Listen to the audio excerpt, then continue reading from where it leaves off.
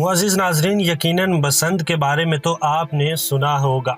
बसंत या पतंग बाजी एक ऐसा त्यौहार है जो दुनिया के बेशतर ममालिक में मनाया जाता है।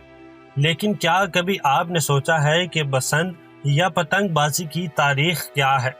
पतंग जिसे हम आज बड़े ज़ौक़ शौक़ से उड़ाते हैं, इसको कब बनाया गया और इसको बनाने का मकसद क्या था? दुनिया में सबसे पहले पतंग को किस मकसद के हसूल के लिए बनाया गया, ये सब जानेंगे हम आज की वीडियो में।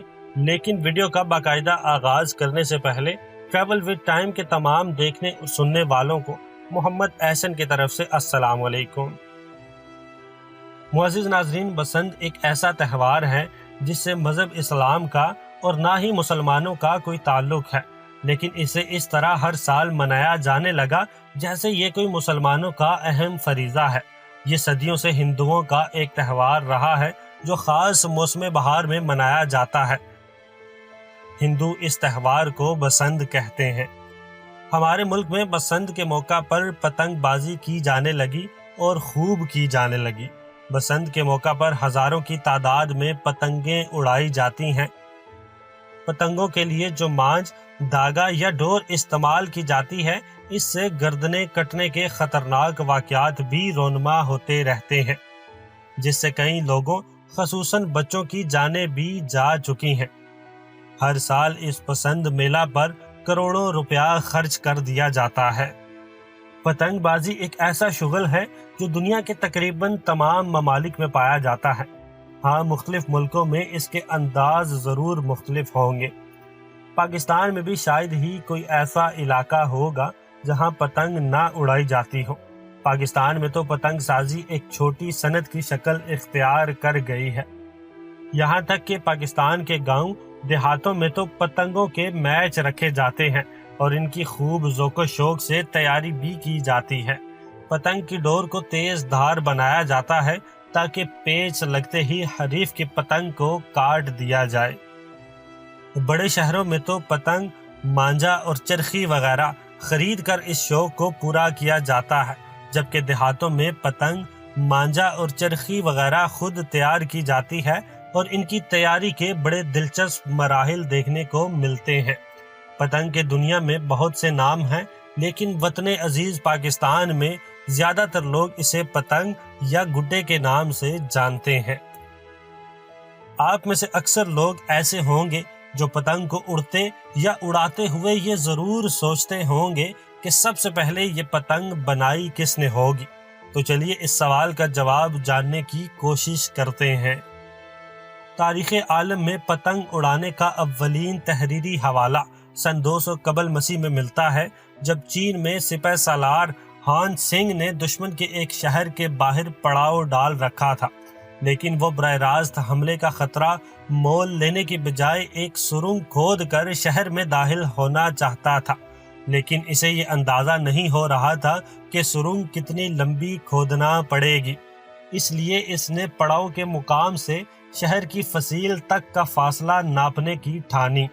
उसने देखा कि हवा भी उसी सिमत की ही चल रही है जहां वो सुरंग के जरिए हमला आवर होना चाहता है, और वो ये देख रहा था कि इसके पड़ाव वाले इलाके से उस जानिब हवा के साथ कागज उड़ते जा रहे हैं।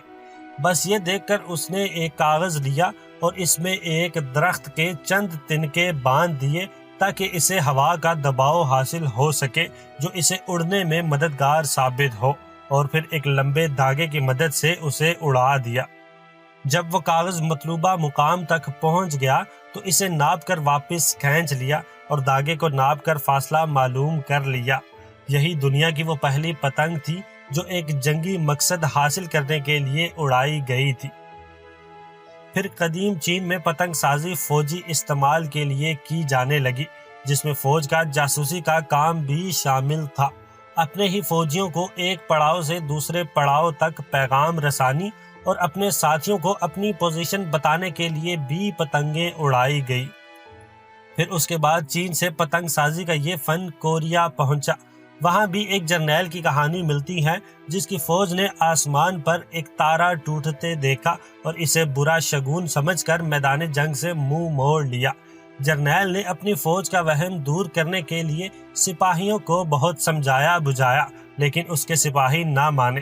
آخرکار جرنیل نے ایک ترکیب سوچی۔ اس نے ایک بڑی سی سیاہ پتنگ تیار کی اور اس کے دم سے ایک شعلہ باندھ کر رات کے اندھیرے میں اسے اڑایا تو فوج کو یقین آ گیا کہ آسمان سے جو تارا ٹوٹا تھا وہ واپس آسمان کی طرف لوٹ گیا ہے، اور اس طرح محض ایک پتنگ کے زور پر جرنیل نے اپنی فوج کا حوصلہ اتنا بلند کر دیا کہ وہ لڑائی جیت گئی۔ فوج کے بعد یہ کارگر نسخہ بدھ راہبوں کے ہاتھ لگا جو بد روحوں کو بھگانے کے لیے عرصہ دراز تک پتنگوں کا استعمال کرتے رہے۔ چین اور کوریا سے ہوتا ہوا جب پتنگ بازی کا یہ فن جاپان پہنچا تو عوام میں اتنا مقبول ہوا کہ جاپان میں ایک سخت قانون نافذ کر دیا گیا، جس کے تحت صرف شاہی خاندان کے افراد، اعلیٰ سول اور فوجی افسران اور چند مراعات یافتہ معزز شہریوں کو پتنگ اڑانے کی اجازت دی گئی۔ مشرق بعید سے پتنگ بازی کا مشغلہ کب اور کس طرح برصغیر پاک و ہند پہنچا، اس بارے میں تاریخ کوئی واضح اشارہ نہیں دیتی۔ البتہ اس ملک میں پتنگ بازی کی اولین دستاویزی شہادتیں مغل دور کی مصوری میں دکھائی دیتی ہیں۔ 16ویں صدی کی ان تصویروں میں اکثر یہ منظر دیکھا جا سکتا ہے کہ عاشق زار اپنے دل کا احوال کاغذ پر لکھ کر ایک پتنگ سے باندھتا ہے، پھر یہ پتنگ ہوا کے دوش پر سوار ہو کر کوچہ محبوب کی فضاؤں میں پہنچتی ہے اور معشوقہ دل نواز کی چھت پر منڈلانے لگتی ہے۔ سن 2015 میں چین کے شہر بیجنگ کے ایکسپو پارک میں ایک عالمی پتنگ میلہ منعقد کیا گیا تھا، جس میں دنیا بھر سے پتنگ بازی کے شوقین حضرات نے شرکت کر کے اپنے فن کا مظاہرہ کیا۔ چینیوں کے پتنگ کے بارے میں بہت حیران کن اور دلچسپ عقائد ہیں۔ چینیوں کا عقیدہ ہے کہ پتنگ جتنی اونچی اڑے گی، آپ کی پریشانیاں آپ سے اتنی ہی دور ہو جائیں گی۔ کسی کی چھت پر اگر کٹی پتنگ گر جائے تو اسے بدشگونی سمجھا جاتا ہے اور اس پتنگ کو پھاڑ کر جلا دیا جاتا ہے۔ ہمارے وطن عزیز پاکستان میں اس مشغلے کا غیر قانونی طریقوں کے استعمال کی وجہ سے زوال شروع ہو چکا ہے، اور اب اس پتنگ بازی پر کئی پابندیاں عائد کر دی گئی ہیں، جس کی وجہ سے غیر ملکی اب چین کا رخ کرتے ہیں۔ یہ تھی پتنگ بازی کی تاریخ، جو یقیناً آج سے پہلے بہت سے لوگ نہیں جانتے ہوں گے۔ امید کرتا ہوں کہ آپ کو آج کی ویڈیو پسند آئی ہوگی۔ ملتے ہیں اگلی ویڈیو میں، تب تک اپنا بہت سارا خیال رکھیے گا۔ اللہ حافظ۔